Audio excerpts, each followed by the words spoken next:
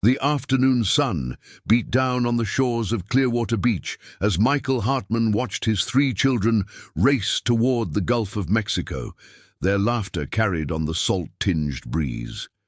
It was March 2023, and life had finally started to feel like his own again.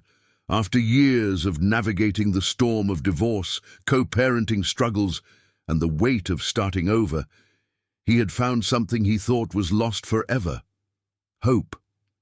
His oldest, 14-year-old Tyler, helped his younger siblings, 11-year-old Emma and 7-year-old Jake, build an elaborate sandcastle, while Michael snapped photos from beneath a faded beach umbrella. These were the moments he lived for now, the simple joys of fatherhood, without the tension that had defined the final years of his first marriage. Michael Hartman was 42 years old, a construction project manager with sun-weathered skin and hands that told the story of 2 decades in the Florida heat. Born and raised in Tampa, he embodied the blue-collar work ethic that built the Sunshine State, one concrete pour and steel beam at a time. Friends described him as steady, dependable, the kind of man who showed up early and stayed late, whether it was for a job site inspection or his kids' soccer games. He had graduated from Hillsborough High School in 1999, went straight into the trades, and worked his way up through sweat and determination. By his mid-30s, he was overseeing multi-million-dollar commercial projects across the Tampa Bay area, earning respect from contractors and clients alike. But his personal life had not followed the same upward trajectory. Michael married his high school sweetheart, Jennifer Clark, in 2008. They were young, optimistic, and convinced that love alone could sustain them through anything. For a while it did. Tyler arrived in 2010, Emma in 2013, and Jake in 2017. The early years were marked by late-night feedings, birthday parties at trampoline parks, and the exhausting but fulfilling rhythm of raising a family. Yet somewhere between the second mortgage and the third child, cracks appeared. Jennifer wanted to pursue a nursing degree. Michael was buried in 60-hour work weeks, and the conversations that once flowed effortlessly became transactional, focused on bills, schedules, and whose turn it was to pick up the kids. By 2020, the marriage had become a shell. They slept in separate rooms, communicated through text messages, even when in the same house, and avoided any topic deeper than what to have for dinner. The divorce was finalized in January 2022, a quiet dissolution that neither fought nor mourned. They agreed on joint custody, split assets down the middle, and promised to put the children first. Michael moved into a modest 3-bedroom rental in Largo, a working-class suburb where he could afford space for his kids to visit every other week. The adjustment was brutal. Nights alone in a half-empty apartment, microwave dinners, and the persistent ache of being separated from Tyler, Emma, and Jake during the weeks they stayed with Jennifer. It was during this period of rebuilding that Michael met Sophia Krause. The encounter happened in August 2022 at a fundraiser for a local youth sports league where Tyler played baseball. Sophia was volunteering at the registration table, her warm smile and easy laugh cutting through the noise of the crowded gymnasium. She wore a sundress that matched her bright personality, her blonde hair pulled back in a casual ponytail, and when she handed Michael his raffle tickets, their fingers brushed for just a moment. They started talking, and what began as polite small talk turned into a 2-hour conversation that continued in the parking lot long after the event ended.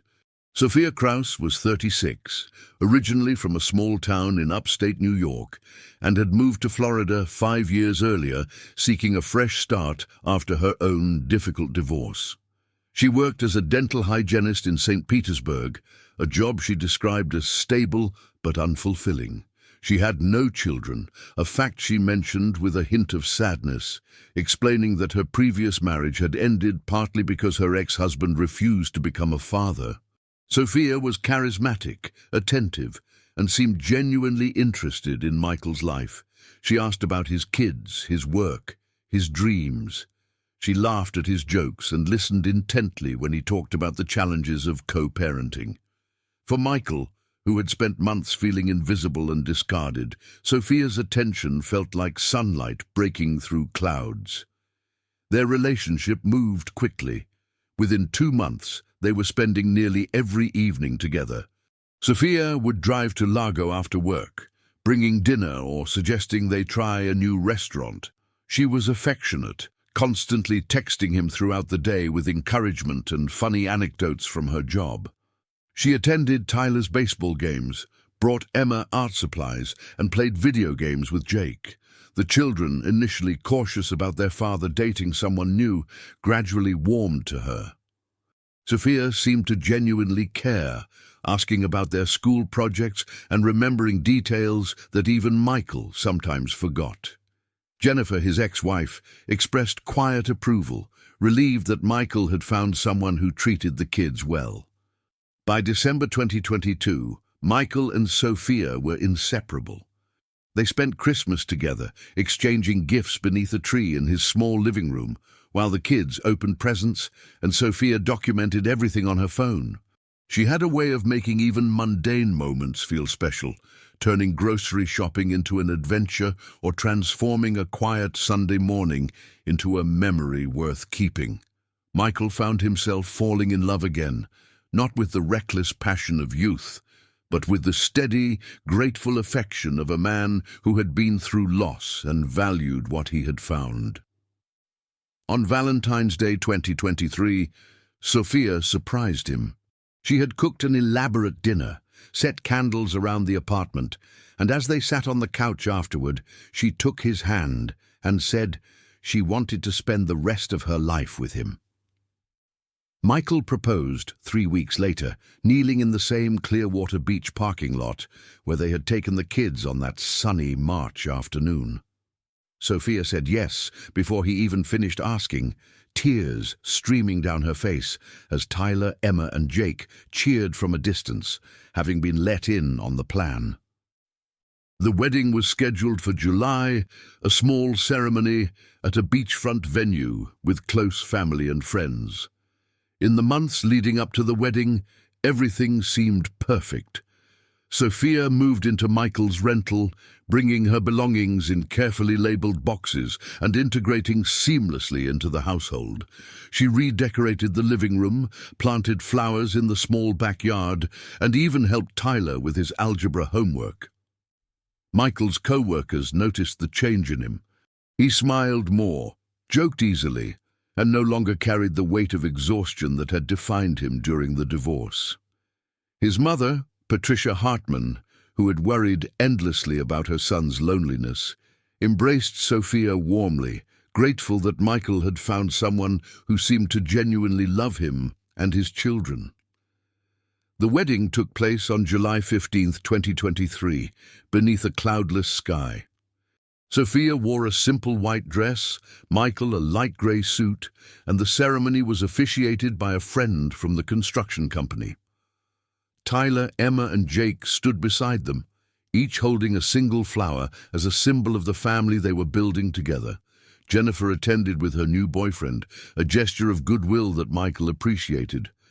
The reception was small but joyful, held at a waterfront restaurant where guests danced, ate fresh seafood, and toasted to new beginnings. Sophia's maid of honor, a childhood friend named Rachel, gave a tearful speech about how Sophia had finally found the family she had always dreamed of. Michael's best man, his younger brother Daniel, joked about how Michael had gone from bachelor to family man in record time, but said he had never seen his brother happier. As the night ended and they drove back to the apartment, now officially their shared home, Sophia rested her head on Michael's shoulder. She whispered that this was the happiest day of her life, that she would spend every day proving she was worthy of the trust he and his children had placed in her. Michael believed her. He believed in the life they were building, the future they had planned, and the love that seemed so real, so tangible, so unshakable. He had no way of knowing that within 14 months, Sophia Kraus would stand over his lifeless body, a gun in her hand, and his 3 children would lose their father forever.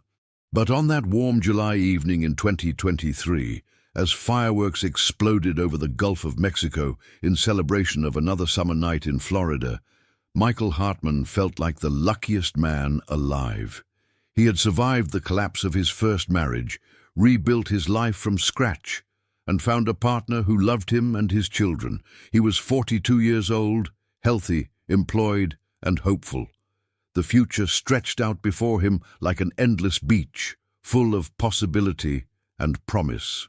He could not have imagined that the woman sleeping beside him, the woman he had just vowed to love until death, would be the one to ensure that death came far too soon. The first signs of trouble appeared so gradually that Michael dismissed them as normal marital adjustment. August 2023 began with small disagreements that seemed insignificant at the time. Sophia complained that Michael spent too much time at work, arriving home after 7 most evenings, exhausted and covered in concrete dust. He explained that summer was peak construction season, that the commercial projects he managed required his presence on site, and that the overtime pay would help them save for a larger house. Sophia nodded, said she understood, but her smile never quite reached her eyes anymore. By September, the complaints escalated. Sophia began questioning why Jennifer, his ex-wife, still texted him about the children's schedules, doctor appointments, and school events. Michael explained that co-parenting required communication, that he and Jennifer had maintained a respectful relationship for the sake of Tyler, Emma, and Jake. Sophia's response was sharp, accusing him of still being emotionally attached to his first wife, of prioritizing Jennifer's opinions over hers. The accusations made no sense to Michael. Jennifer had moved on, was in a committed relationship, and their interactions were purely logistical. But Sophia's jealousy grew with each passing week. October brought more concerning changes. Sophia started monitoring Michael's phone, asking to see his messages and call logs. At first, she framed it as playful curiosity, laughing as she scrolled through his conversations. But the laughter felt forced, and Michael noticed she lingered on texts from female co-workers or clients. She questioned why a project coordinator named Ashley sent him updates about job sites, why a client named Rebecca thanked him for completing work ahead of schedule. Michael tried to reassure her, showing that the messages were purely professional, but Sophia's suspicions only intensified. The children noticed the shift in atmosphere. Tyler, always perceptive for his age, pulled Michael aside one evening in late October and asked if everything was okay with Sophia. Michael forced a smile and said they were just working through normal newlywed challenges, that all couples had disagreements. But Tyler's concern lingered in his expression, and Michael realized his son was carrying worry that no 14-year-old should bear. Emma and Jake seemed less affected, still enjoying Sophia's attention when she was in good moods. But even they sensed the tension that now filled the apartment during the weeks they stayed with their father. November marked a turning point. Sophia quit her job as a dental hygienist, claiming the hours were too demanding and the work environment had become toxic. Michael supported her decision, encouraging her to take time to find something better suited to her skills and interests. But weeks passed, and Sophia made no effort to search for new employment. She spent days at home, scrolling through social media, watching television, and growing increasingly resentful of Michael's work schedule. When he suggested she might feel better with structure and purpose, she accused him of calling her lazy, of not appreciating the sacrifices she made by moving into his life. Financial strain followed quickly. Without Sophia's income, Michael bore the full weight of rent, utilities, groceries, and child support payments to Jennifer. He picked up additional weekend shifts, working 12-hour days on Saturdays to make ends meet. Sophia's response was cold fury. She claimed he was avoiding her, choosing work over their marriage, and that his absence proved he never truly loved her.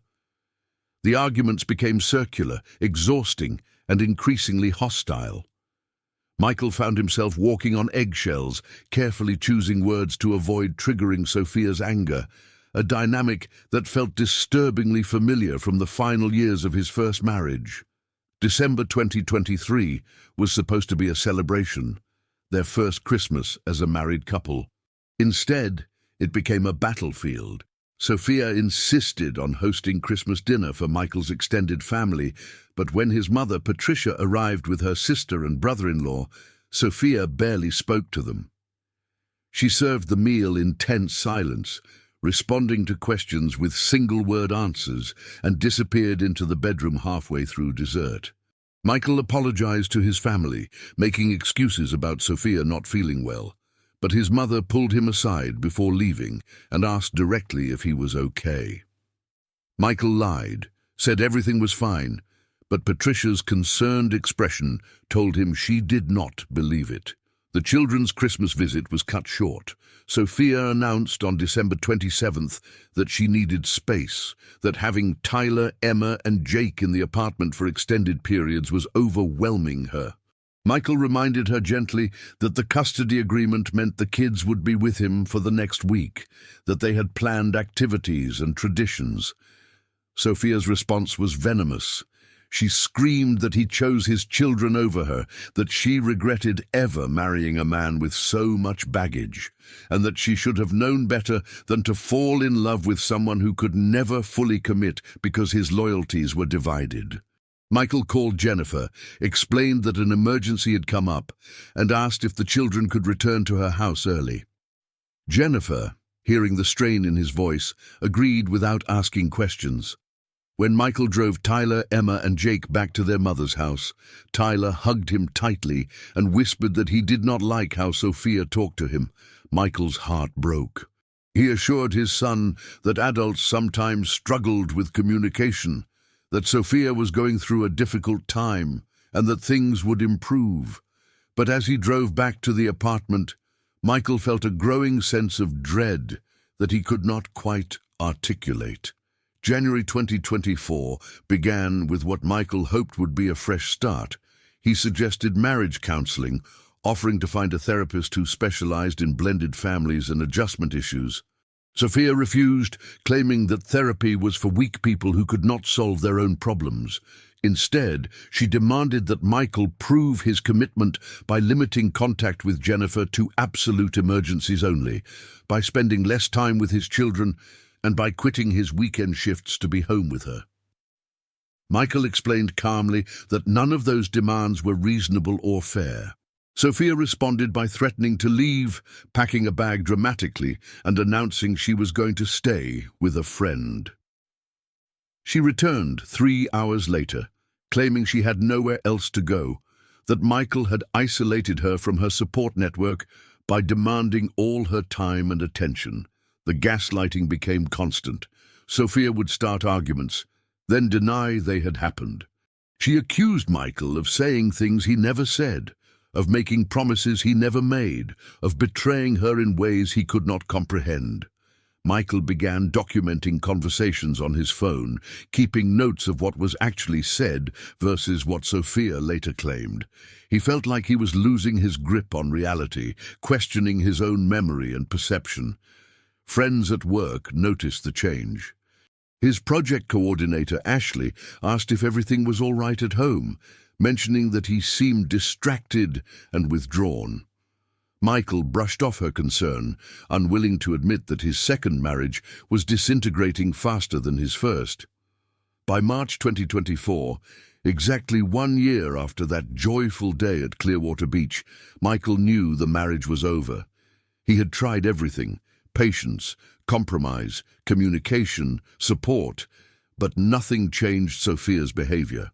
The woman he married had been replaced by someone he no longer recognized, someone whose anger and accusations filled every corner of their home. Michael made the decision he had been avoiding for months. He would ask Sophia for a divorce. He would do it respectfully, offering to help her transition to independent living, to support her financially until she found employment.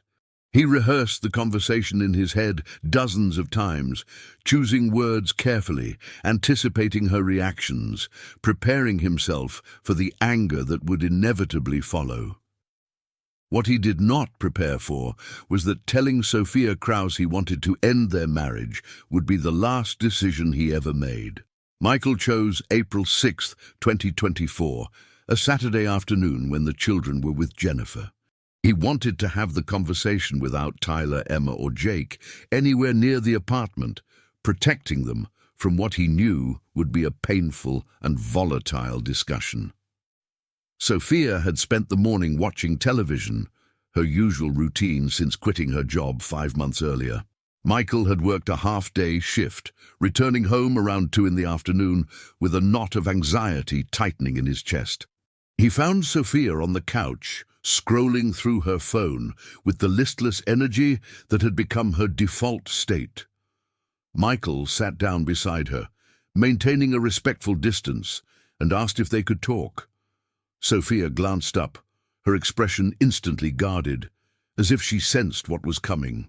Michael took a breath and began carefully, explaining that he loved her but that the marriage was not working, that they had both become unhappy, and that perhaps separating was the healthiest choice for both of them. He spoke gently, emphasizing that he wanted to support her through the transition, that he bore no ill will, and that sometimes love was not enough to sustain a relationship. Sophia's reaction was not immediate. She stared at him for several long seconds, her face unreadable. Then she laughed, a harsh sound that held no humor. She accused him of planning this for months, of using her and discarding her once she had served her purpose.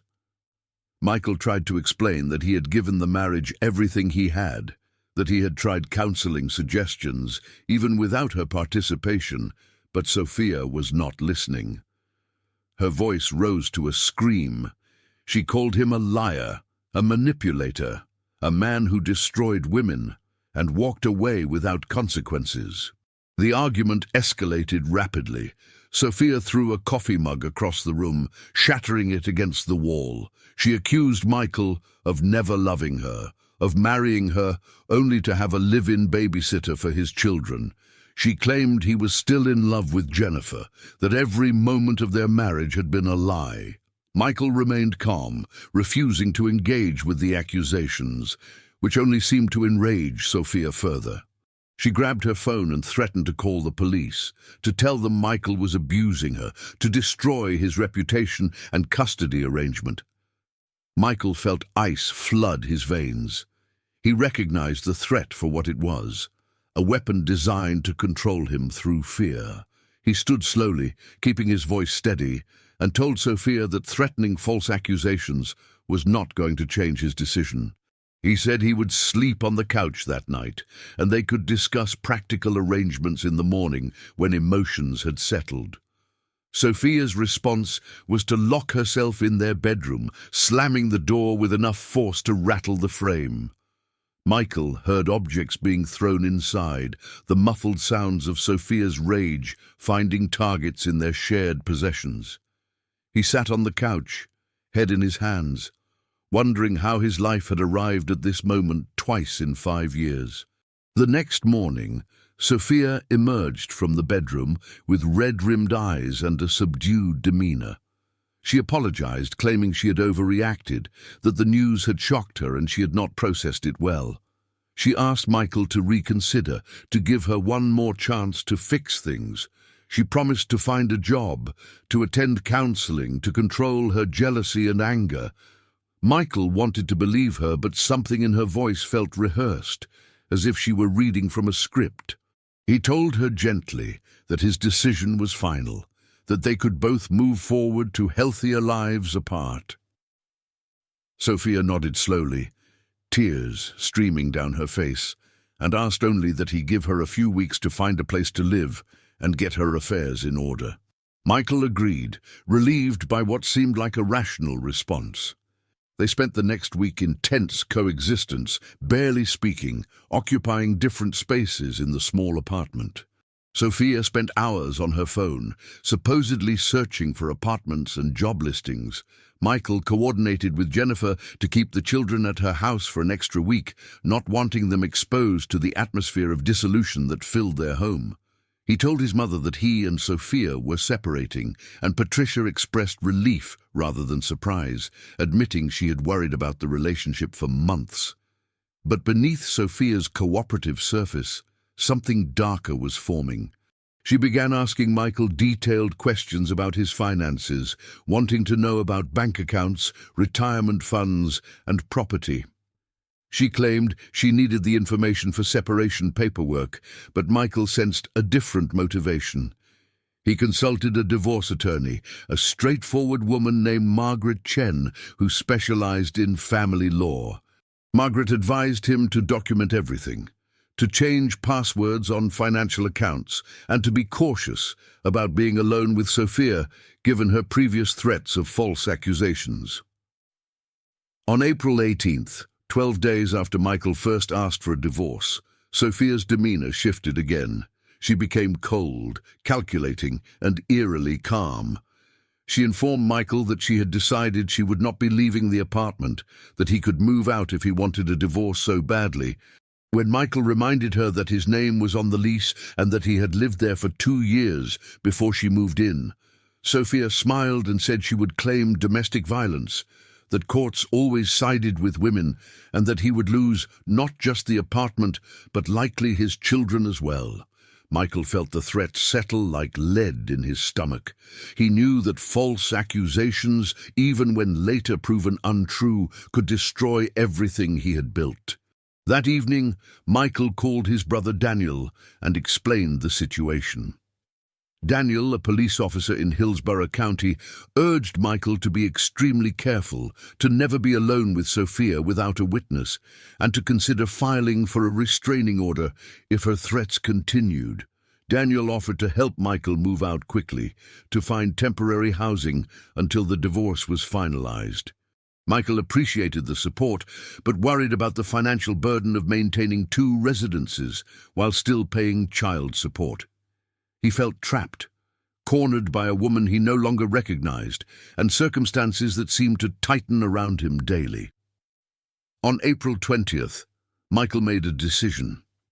He would move forward with the divorce regardless of Sophia's cooperation.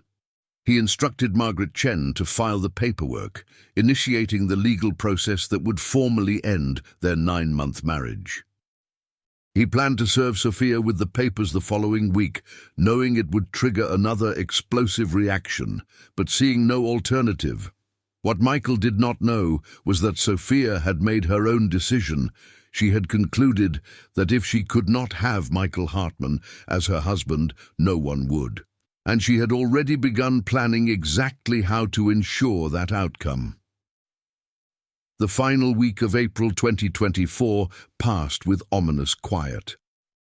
Sophia stopped arguing, stopped making threats, and adopted an unsettling calmness that put Michael on edge more than her previous rage ever had. She spoke to him in polite, clipped sentences, prepared separate meals, and spent hours alone in the bedroom with the door closed.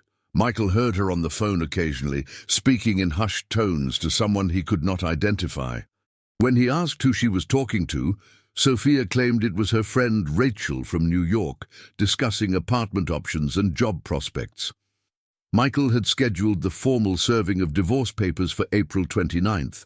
His attorney, Margaret Chen, had arranged for a professional process server to deliver the documents to Sophia at the apartment, ensuring there would be a neutral third party present and legal documentation of receipt. Michael planned to be at a job site during the serving, following Daniel's advice to maintain distance during potentially volatile moments. He had already begun quietly moving important documents, his passport, birth certificates for the children, and financial records to his mother's house for safekeeping. On April 22nd, Sophia asked Michael if they could have dinner together, a final civil meal before their lives diverged permanently. Michael was hesitant, but Sophia's tone seemed genuine, almost nostalgic. She offered to cook his favorite meal, lasagna with garlic bread, suggesting they could discuss the practical aspects of separation without anger or accusations. Michael agreed, seeing it as an opportunity to establish the respectful coexistence they would need during the divorce process. He texted Daniel about the dinner, and his brother responded with a cautious message, urging him to stay alert and keep his phone nearby. What Michael did not know was that Sophia had spent the previous 3 days acquiring a firearm. Florida's gun laws made the process straightforward for someone without a criminal record. On April 19th, Sophia had driven to a sporting goods store in Tampa, 40 minutes from their Largo apartment, where she would be less likely to encounter anyone who knew Michael. She purchased a Glock 19, a compact semi-automatic pistol popular for personal protection, along with a box of ammunition. The background check cleared within hours, and Sophia walked out with the weapon concealed in her purse. She practiced loading and unloading the gun in the locked bedroom, watching YouTube videos on proper handling and safety mechanisms.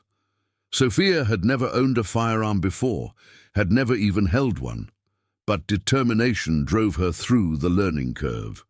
She told herself she needed protection, that Michael might become violent when served with divorce papers, that she was simply being prudent. But the truth festered deeper.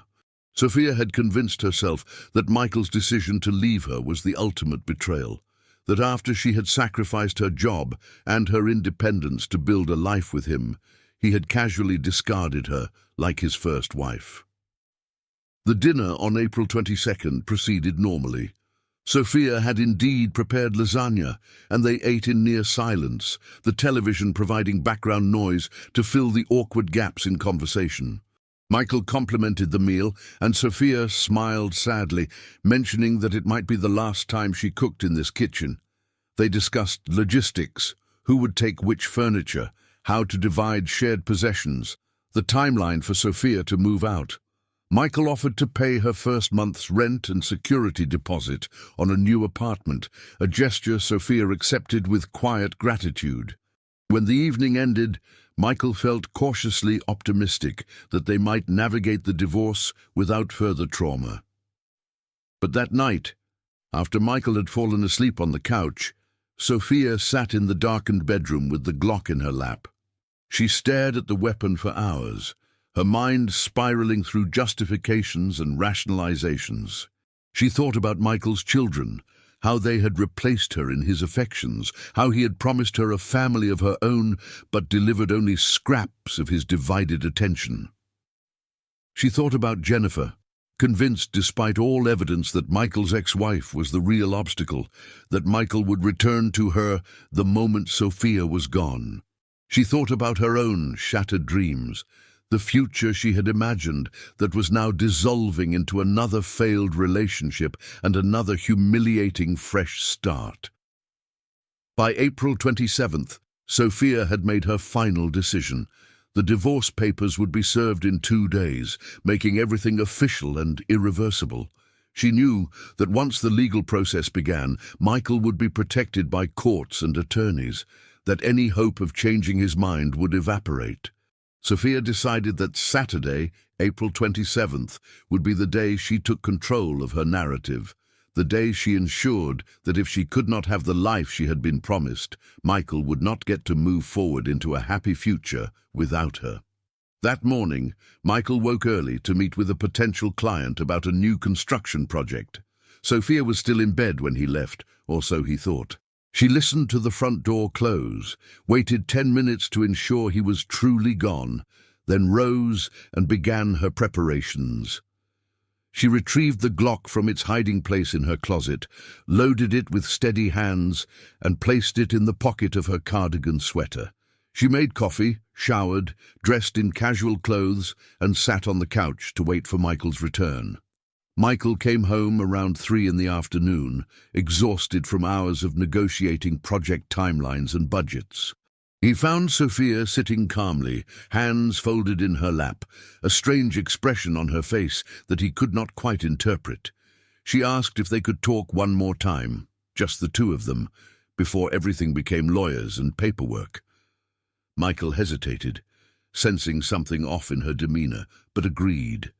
He sat down in the armchair across from her, maintaining distance, his phone in his pocket within easy reach. Sophia began speaking in a measured tone, recounting their relationship from the beginning, the fundraiser where they met, the early months of happiness, the wedding on the beach. She talked about how much she had loved him, how she had believed they were building something permanent. Michael listened, unsure where she was going with this retrospective. Then Sophia's tone shifted. She accused him of using her, of never truly loving her, of planning from the start to discard her once she had served her purpose. Michael tried to interrupt, to correct the distorted narrative, but Sophia's voice rose, and her hand moved to the pocket of her cardigan. What happened next unfolded in seconds, but would replay in investigation reports and courtroom testimony for months. Sophia pulled the Glock from her pocket, her hand shaking, but her grip firm. Michael's eyes widened in shock, and he raised his hands instinctively, telling her to calm down, that they could talk through this. Sophia screamed that talking was over, that he had destroyed her life and would not get to walk away. Michael stood slowly, trying to create distance, backing toward the front door. Sophia followed, the gun pointed at his chest, tears streaming down her face. Michael begged her to put the weapon down, told her she did not want to do this, that his children needed their father. Sophia's response was a single sentence that would haunt investigators. She said Tyler, Emma, and Jake would be better off without a father who abandoned the people who loved him.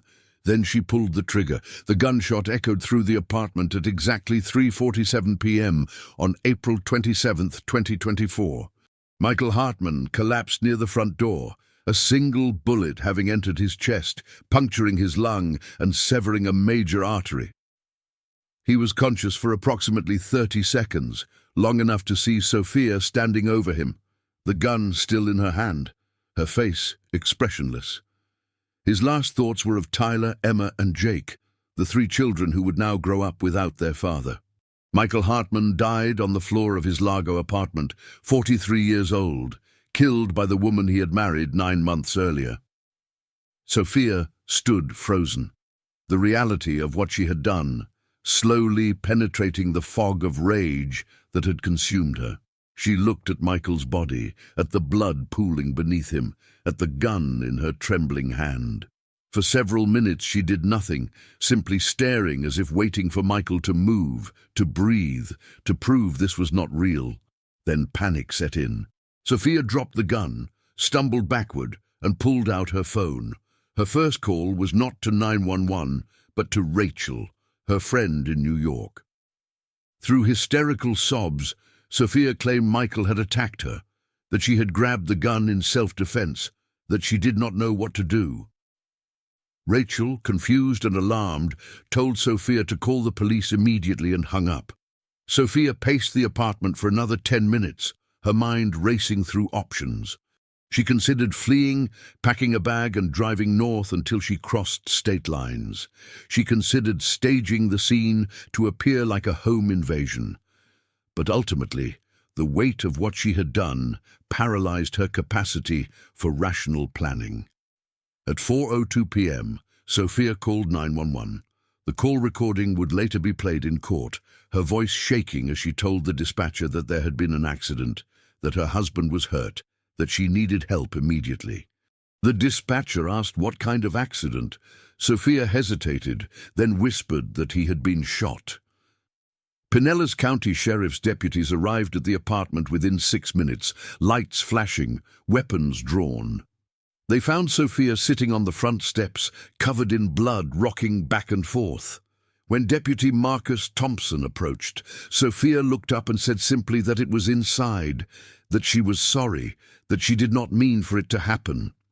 Thompson and his partner, Deputy Alicia Hernandez, entered the apartment cautiously and found Michael's body immediately inside the doorway. Thompson checked for a pulse, found none, and radioed for homicide detectives and the medical examiner. Sophia was handcuffed and placed in the back of a patrol car while the scene was secured. She did not resist, did not demand a lawyer, and spoke in disconnected fragments about how Michael had wanted to leave her, how she could not let him destroy another woman's life. Deputy Hernandez noted that Sophia showed no signs of physical injury, no defensive wounds, and no indication that she had been attacked. The apartment showed no evidence of struggle beyond Michael's body and the pool of blood. The Glock 19 lay on the floor near the couch, clearly visible, one round discharged. Detective Raymond Cole arrived at 4:35 p.m. to lead the investigation. A 22-year veteran of the Pinellas County Sheriff's Office, Cole had worked hundreds of homicides and recognized a domestic murder immediately. He walked the scene, photographed evidence, and spoke briefly with Sophia, who was still in the patrol car. She made no coherent statement, oscillating between claiming self-defense and admitting she had shot Michael because he was leaving her. Cole advised her of her Miranda rights, and Sophia finally requested an attorney, ending the initial questioning. Michael's body was transported to the medical examiner's office for autopsy. The preliminary findings confirmed what Cole already knew. Single gunshot wound to the chest, death nearly instantaneous, no signs of struggle or defensive injuries. The trajectory of the bullet and forensic evidence at the scene indicated Michael had been backing away when shot, contradicting any claim of self-defense.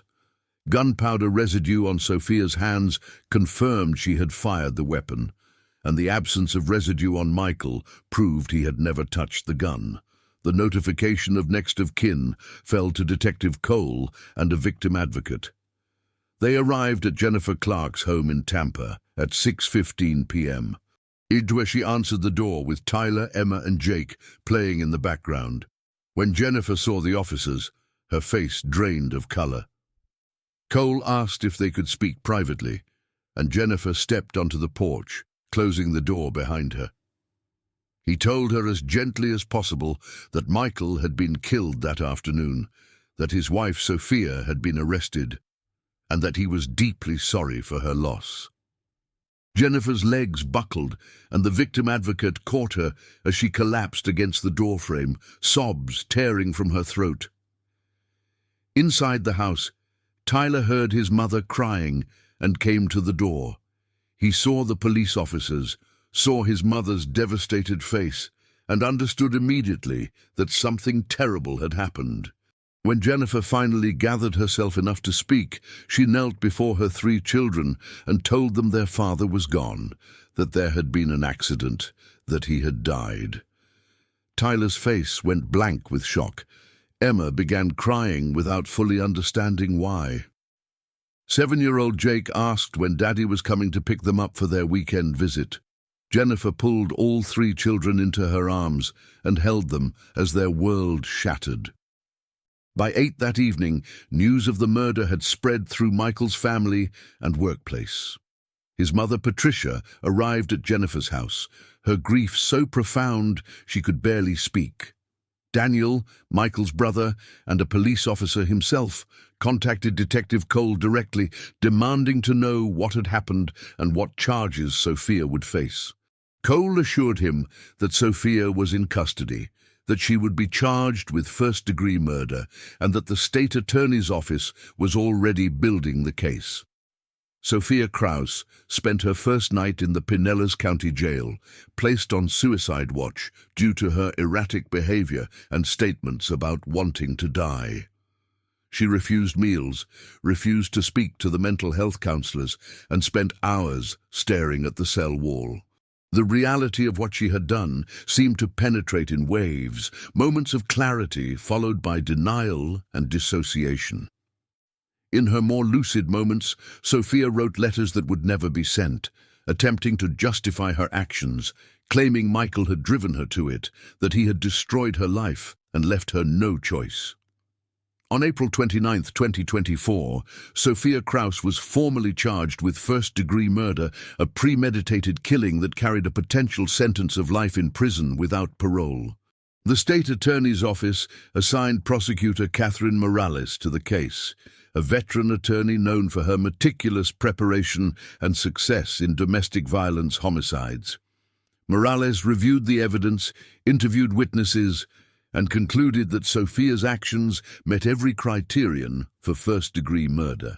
The purchase of the gun days before the shooting, the calculated waiting for Michael to return home, and Sophia's own statements to police all pointed to premeditation rather than a crime of passion.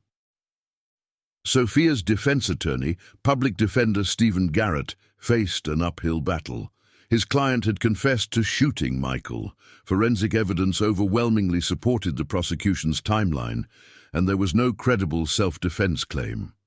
Garrett's strategy focused on diminished capacity, arguing that Sophia had experienced a mental health crisis triggered by the stress of divorce and abandonment. He hired a psychologist who diagnosed Sophia with adjustment disorder and claimed she had dissociated during the shooting, unable to fully comprehend her actions. The prosecution countered with their own expert, who testified that Sophia's detailed planning and post-shooting behavior demonstrated clear awareness and intent. The trial began in October 2024, 6 months after Michael's death. The courtroom in the Pinellas County Justice Center was packed with Michael's family, co-workers, and community members who had followed the case through local news coverage. Jennifer Clark attended every day of the trial, sitting in the front row with Patricia Hartman, united in their grief and determination to see justice for Michael. Tyler, Emma, and Jake were spared from testifying, but their presence haunted the proceedings through photographs, school records, and victim impact statements. Prosecutor Morales methodically built her case. She presented the 911 call where Sophia's voice shifted from panic to calculated explanation. She showed the receipt for the gun purchase and security footage of Sophia at the sporting goods store, calm and deliberate as she selected the weapon. She called neighbors who testified to hearing arguments from the apartment in the weeks before the murder, describing Sophia's screaming accusations and threats. Detective Cole testified about the crime scene, the lack of any evidence supporting self-defense, and Sophia's contradictory statements. The medical examiner confirmed Michael had been shot while backing away, his hands raised, no defensive wounds present. The most devastating testimony came from Daniel Hartman, Michael's brother. Daniel described the phone calls in the weeks before the murder, Michael's growing fear of Sophia's instability and his regret that he had not done more to protect his brother. He read text messages Michael had sent just days before his death, expressing worry about how to safely extricate himself from the marriage without triggering violence. The jury listened in silence, several members visibly emotional as Daniel's voice broke while describing the loss of his closest friend and confidant. Sophia took the stand in her own defense against her attorney's advice. She testified for 3 hours, claiming she had loved Michael desperately and that his decision to leave had broken something inside her. She admitted purchasing the gun, but claimed it was for protection because she feared Michael might hurt her. When Morales cross-examined her, Sophia's story fell apart. She could not explain why she had told multiple people, including Rachel and the 911 dispatcher, that Michael was leaving her rather than threatening her. She could not account for the forensic evidence showing Michael had been retreating. She could not justify her own words to police that she shot him because he was abandoning her. The jury deliberated for 4 hours. On October 18, 2024, exactly 6 months after Michael's death, they returned a verdict of guilty on all counts: first-degree murder and unlawful possession of a firearm during the commission of a felony. Sophia showed no reaction as the verdict was read, staring blankly ahead as if she had already retreated from reality. Sentencing was scheduled for November. At the sentencing hearing, Jennifer Clark delivered a victim impact statement that left the courtroom in tears. She spoke of Tyler, Emma, and Jake growing up without their father, of birthdays and graduations Michael would never attend, of the permanent hole left in their family. Patricia Hartman spoke of losing her son to a woman he had tried to help, to love, and ultimately to leave safely. She addressed Sophia directly, telling her that no amount of anger or hurt justified taking a father from his children, a son from his mother, a brother from his sibling. Judge Rachel Pemberton sentenced Sophia Krause to life in prison without the possibility of parole. In her sentencing remarks, Judge Pemberton noted that Sophia had multiple opportunities to make different choices, to seek help, to walk away. Instead, she had chosen to purchase a weapon and end Michael's life because she could not accept his decision to leave. The judge emphasized that domestic violence did not always fit traditional patterns, that women could be perpetrators and men could be victims, and that Michael Hartman deserved justice. Sophia was led from the courtroom without speaking, beginning a life sentence at Lowell Correctional Institution. In the months that followed, Tyler, Emma, and Jake began therapy to process the trauma of losing their father to violence. Jennifer worked with grief counselors, specializing in children who had lost parents to homicide, helping her kids understand that their father's death was not their fault, that love should never lead to violence, and that Michael would have wanted them to live full, joyful lives. Patricia Hartman established a scholarship fund in Michael's name at Hillsborough High School, supporting students pursuing careers in construction and trades. Daniel organized an annual memorial softball game, raising money for domestic violence awareness programs that served male victims, a population often overlooked and underserved. Michael's co-workers at the construction company planted a tree at the site of his final project, a commercial building in Clearwater with a plaque reading, "In memory of Michael Hartman, who built more than structures." The case became a focal point for discussions about warning signs in relationships, the dangers of isolation and control, and the importance of supporting anyone, regardless of gender, who expresses fear of a partner. Michael's story illustrated that leaving an abusive relationship is the most dangerous time, that threats should always be taken seriously, and that victims need comprehensive support systems to escape safely. 3 years after his death, Tyler graduated high school and enrolled in a construction management program, following in his father's footsteps. At his graduation, he carried a photo of Michael, telling reporters that his father had taught him that strength meant building things, not tearing them down, and that real love meant letting people be free. Emma and Jake, still processing their loss, found comfort in memories of beach days, bedtime stories, and a father who had loved them fiercely and completely. Michael Hartman's life ended at 43, but his legacy lived on through 3 children who carried his kindness, his work ethic, and his belief that people deserve to be treated with dignity and respect. Sophia Krause, inmate number 847392, spent her days in a cell reflecting on the choices that had led her there, choices that destroyed 2 lives and shattered a family. Justice had been served, but for Tyler, Emma, Jake, and all who loved Michael, no verdict could ever truly balance the scales.